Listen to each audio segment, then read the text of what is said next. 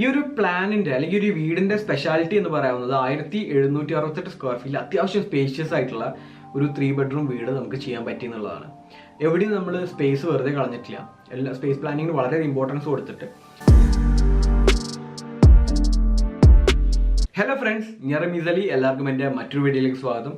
എന്തൊക്കെ വിശേഷം, സുഖമല്ലേ? ഞാൻ ഡിസൈൻ ചെയ്ത ഒരു പുതിയ വീടിന്റെ, അതായത് മലപ്പുറത്ത് നിർമ്മിക്കാൻ പോകുന്ന ഒരു പുതിയ വീടിന്റെ പ്ലാൻ നിങ്ങളുമായിട്ട് ഷെയർ ചെയ്യാൻ പോവാണ് ഈ വീഡിയോയിൽ. ഇപ്പൊ നിങ്ങൾ സ്ക്രീനിൽ കാണുന്നതാണ് ഞാൻ പറഞ്ഞ വീട്. ഈ വീടിന്റെ ഒരു എക്സ്റ്റേണൽ എലിവേഷൻ നോക്കുകയാണെന്നുണ്ടെങ്കിൽ റൂഫ് ട്രസ് റൂഫ് ആയിട്ടാണ് കാണിച്ചിരിക്കുന്നത്. അപ്പോൾ നമ്മുടെ പ്ലാൻ എന്താ വെച്ച് കഴിഞ്ഞാൽ ഫ്ലാറ്റ് സ്ലാബ് ചെയ്തതിന് ശേഷം അതിന്റെ മുകളിൽ ട്രസ് റൂഫ് ചെയ്യുക എന്നുള്ളതാണ്.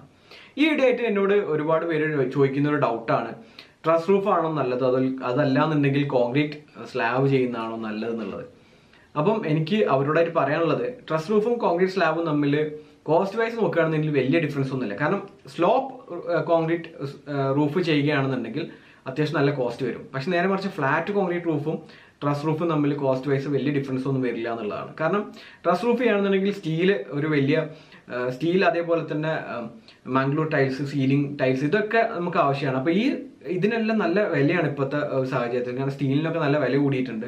അപ്പം ട്രസ് റൂഫ് ചെയ്യുമ്പോൾ നല്ല കോസ്റ്റ് വരുന്നുണ്ട്. അതേപോലെ നല്ല ഗേജുള്ള സ്റ്റീൽ സെക്ഷൻസ് ഒക്കെ നമ്മൾ ഉപയോഗിക്കുകയാണെങ്കിൽ അത്യാവശ്യം കോസ്റ്റ് വരും. അതേപോലെ തന്നെ മാംഗ്ലൂർ ടൈൽസും നല്ല ക്വാളിറ്റി ഓടിന് നല്ല വില വരുന്നുണ്ട്. സീലിംഗ് ഓടാണെങ്കിൽ നല്ല ക്വാളിറ്റി ഓടിന് നല്ല വില വരുന്നുണ്ട്. അപ്പം അത്യാവശ്യം നല്ല കോസ്റ്റ് ട്രസ് റൂഫിനും വരുന്നുണ്ട്. പക്ഷെ അതിൻ്റെ ഒരു അഡ്വാൻറ്റേജ് എന്ന് നമുക്ക് പറയാവുന്നത് വീടിനകത്ത് ചൂട് കുറയുന്നുള്ളതാണ്.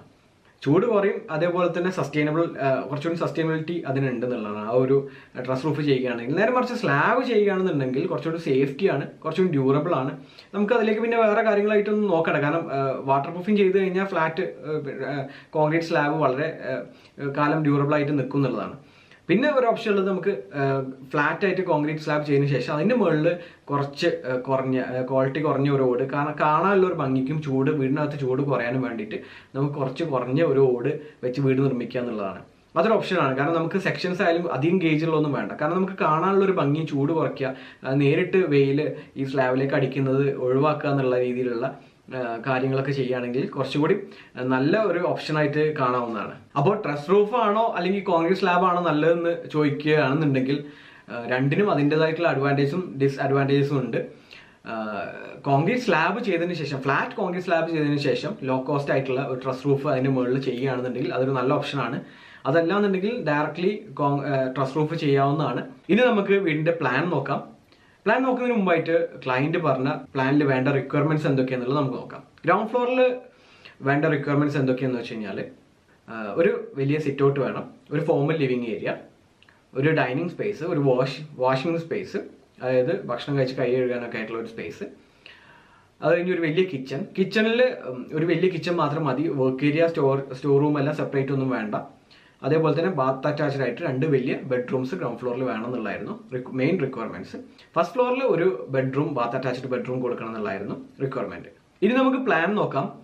ഈ ഒരു പ്ലാനിന്റെ അല്ലെങ്കിൽ ഒരു വീടിന്റെ സ്പെഷ്യാലിറ്റി എന്ന് പറയുന്നത് 1768 സ്ക്വയർ ഫീറ്റിൽ അത്യാവശ്യം സ്പേഷ്യസ് ആയിട്ടുള്ള ഒരു 3 ബെഡ്റൂം വീട് നമുക്ക് ചെയ്യാൻ പറ്റി എന്നുള്ളതാണ്. എവിടെയും നമ്മൾ സ്പേസ് വെറുതെ കളഞ്ഞിട്ടില്ല.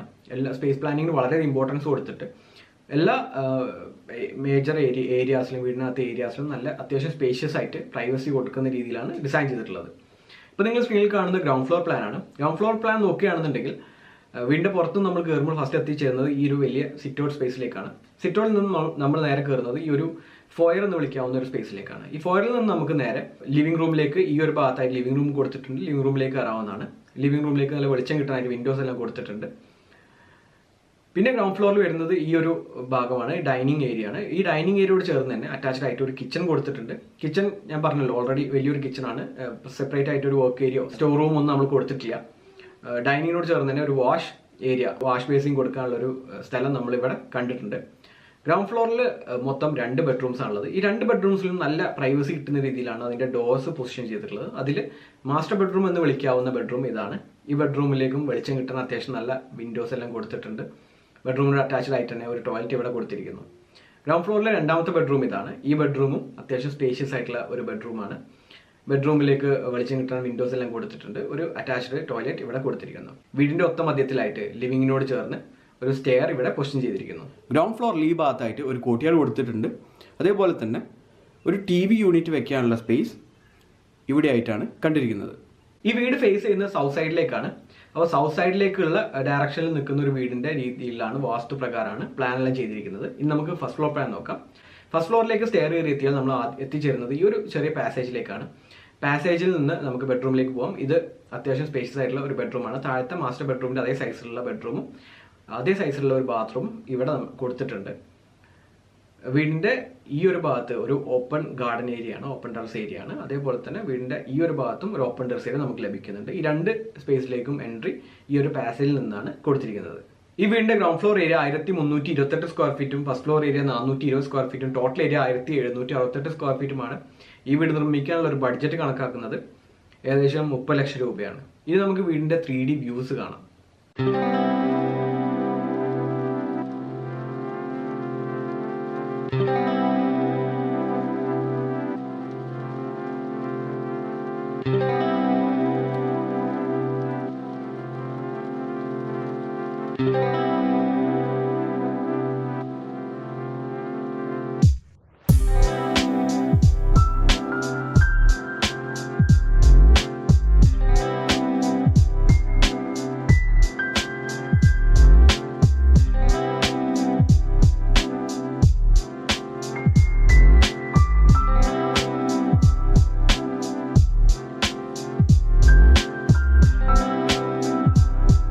അപ്പോൾ ഈ വീടും പ്ലാനും 3D വ്യൂസ് എല്ലാം നിങ്ങൾക്ക് ഇഷ്ടപ്പെടുമെന്ന് വിചാരിക്കുന്നു. നിങ്ങൾക്ക് എന്തെങ്കിലും സർവീസ് എൻ്റെ കയ്യിൽ നിന്ന് ആവശ്യമുണ്ട് എന്നുണ്ടെങ്കിൽ നിങ്ങൾക്ക് സ്ക്രീനിൽ കാണുന്ന നമ്പർ വഴി വാട്സപ്പ് വഴി കോൺടാക്ട് ചെയ്യാവുന്നതാണ്.